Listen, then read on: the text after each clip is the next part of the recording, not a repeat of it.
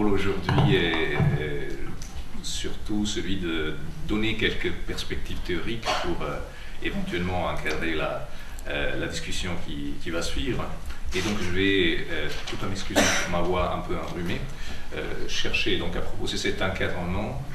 en vous proposant une première,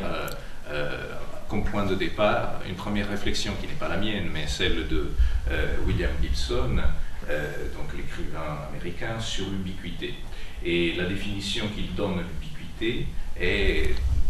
pour commencer, en creux, si vous voulez, par la négative. Il raconte dans son roman Spoke Country de 2007 que les médias pré-ubiquitaires se caractérisent par un état dans lequel les technologies de masse existaient, si l'on veut, dans le monde. Le téléphone, la radio, la télévision sont des objets du monde, alors que le paradigme ubiquitaire auquel on est confronté aujourd'hui, on peut le dire un peu baudrillardiennement, est un paradigme qui nous impose de voir les technologies comme englobant le monde. Et nous sommes face à une saturation technologique de notre réel. Cette saturation technologique, bien sûr, fait en sorte que comme on n'est jamais trop loin d'une borne Wi-Fi, ou alors pas trop loin d'un dispositif mobile, on est toujours entraîné dans un engagement, dans une relation aux dispositifs technologiques et surtout aux relations sociales que ces dispositifs technologiques nous imposent. Si vous pensez seulement à la sémantique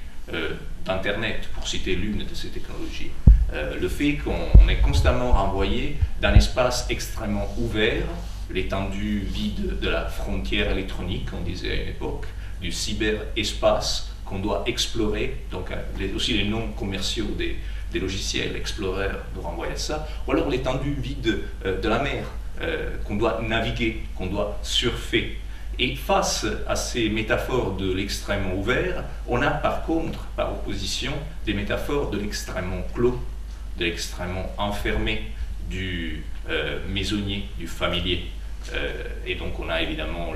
les métaphores de la home page, la page d'accueil, ou l'hébergement, donc encore une fois des notions et des métaphores qui sont convoquées pour nous transmettre une idée très précise d'un processus, si vous voulez, historique, qui, à mon avis, nous permet aussi de comprendre ce qui se passe aujourd'hui, en 2011, quand on parle de électronique ambiante et quand on parle de ubiquité communicante.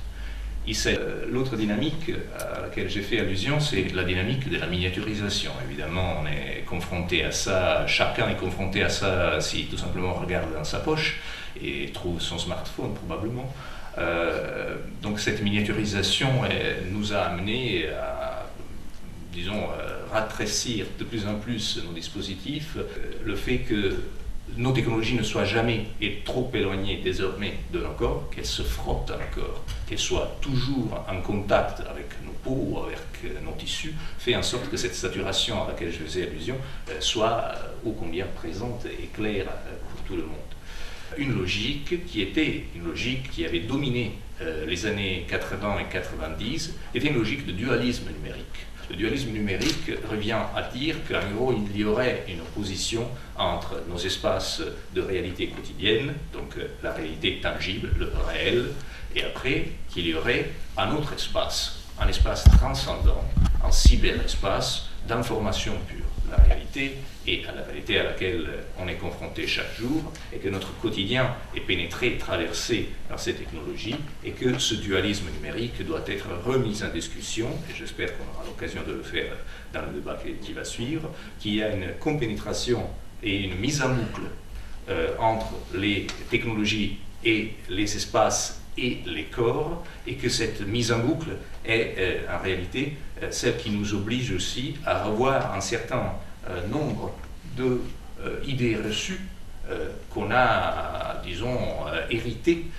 d'un certain discours d'accompagnement de l'introduction de ces technologies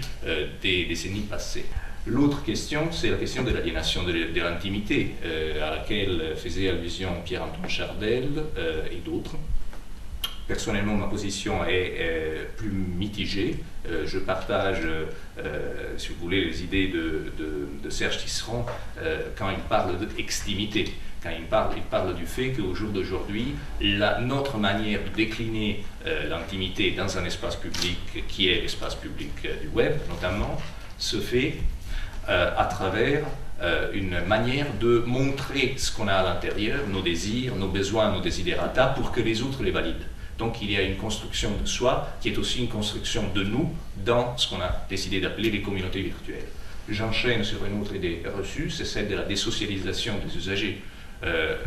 qui est constamment véhiculée dans le discours public, dans le discours savant aussi, le fait par exemple de dire que si on passe nos nuits à échanger avec des personnes qui sont aux antipodes, on s'éloigne, on coupe les liens forts qui nous unissent à nos familles, nos communautés d'appartenance, nos lieux géographiques d'origine. On n'en est pas là. Les études empiriques que moi-même et d'autres ont mené démontrent qu'on n'est pas du tout dans un effort de désocialisation, qu'on ne peut pas voir la socialisation comme avec une vision hydraulique, si vous voulez, comme s'il s'agissait de vases communicants, et donc si le niveau de communication en ligne monte, forcément le niveau de communication hors ligne diminue. On continue tout en envoyant des mails ou en passant nos nuits sur Facebook, pourquoi pas, à être un membre d'une famille ou aller à l'école ou au travail chaque jour. Et la dernière question, qui est strictement liée aux autres et qui mériterait, à mon avis, d'être remise en discussion, c'est la notion même d'addiction au numérique, d'accoutumance au numérique. On va en parler, j'en suis certain, et en même temps, rapidement pour vous illustrer ma position sur le sujet, dans la mesure où ces usages informatiques sont des usages sociaux, c'est-à-dire qu'on se sert au jour d'aujourd'hui de ces technologies pour faire de la socialité, pour créer des liens et de la connectivité sociale, les usages ne sont jamais dissociables de cette idée de participation avec les autres. Et que donc quand je dis je suis accro de Facebook, Twitter, enfin nommez votre drogue, je suis toujours en train de dire je suis accro des interactions avec des personnes que je croise sur ces endroits-là, que je croise dans World of Warcraft, que je croise sur Facebook. Je suis accro à un échange, je suis accro à la solidarité, à l'entraide, au type de proximité émotionnelle qui est véhiculé, ou alors que je m'élude soit véhiculé par ces dispositifs-là. Et d'ailleurs, encore une fois, si on regarde la réalité empirique des études qui ont été menées sur la cyberaddiction, le plus important, à mon avis, a été publié en 2008 dans la revue savante Cyber Psychology and Behavior, et passé en revue 10 ans d'études sur la cyberaddiction. Donc c'était une métasynthèse d'études médicales, et on découvrait qu'en réalité, il n'y a aucune base empirique pour cette notion de cyberaddiction. Qu'à chaque fois, les catégories diagnostiques variaient d'une manière trop importante d'une étude à l'autre, et que les corrélations statistiques entre usage des dispositifs d'information et de communication et des socialisations ou addictions n'étaient que des corrélations faibles, voire des corrélations inexistantes ou invalidées successivement, et que donc effectivement il faut revoir peut-être à la baisse même nos peurs et même nos, disons, nos risques, les risques qu'on peut associer à cette technologie. Avec ceci, je vous remercie.